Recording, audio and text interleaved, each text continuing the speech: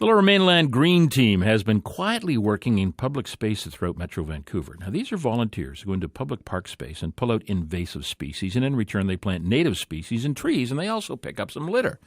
The team was formed a little over a year ago, and it's growing like a weed. Lita Salatian is the founder and joins us now in Studio 10 this morning. Lita, good morning and welcome. Good morning. How'd you come up with this idea, the Lower Mainland Green Team? Well, I wanted to get people into parks. A lot of people are spending time online and on watching television. Actually, CBC quote them. Canadians lead the world in time spent online. So I wanted to use the internet to actually get them outside into parks. So when you go into these parks, these public parks, are you invited? Or do you ask to go and do that work, or you just do it on your own?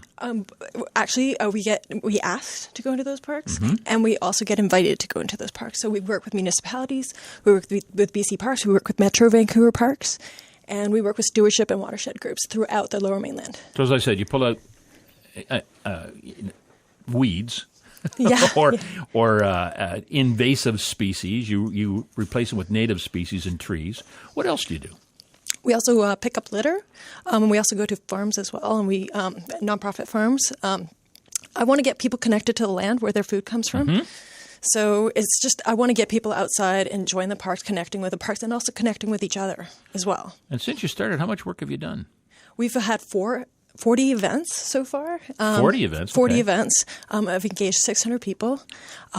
We've removed 30,000 pounds of invasive plants, and we've also planted 1,000 native plants and trees, and we've removed 700 pounds of litter.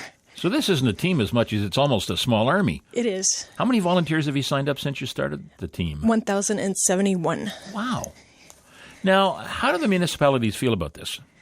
They've been very welcoming. They've treated us super well. They've been very supportive, and they've been very welcoming. Okay, let me ask you this. How do the civic unions feel about the work you're doing? Are you taking work away from them? I don't feel we are. We've been working alongside them, and I don't think there's any issues at all. But do you worry that perhaps as your services become more popular and free, that cities won't need employees to do this kind of work? There's so much work to be done. I'm not worried about that at all.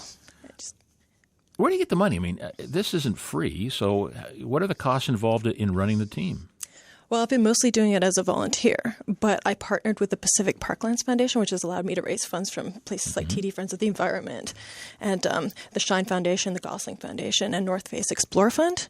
So they've given us a small grant, like each of them have given us some money to buy pruners, loppers, plants and trees. Garbage bags. Yeah, refreshments, waste pickers. And so where do you see this going? I see this going far. Actually, I'd love to start other green teams in other areas in BC in the future, long-term future. But in the near future, I would like actually the Sitka Foundation give us some funding to actually engage youth in parks, doing Lower Mainland Green Team events during weekdays, youth and at-risk youth.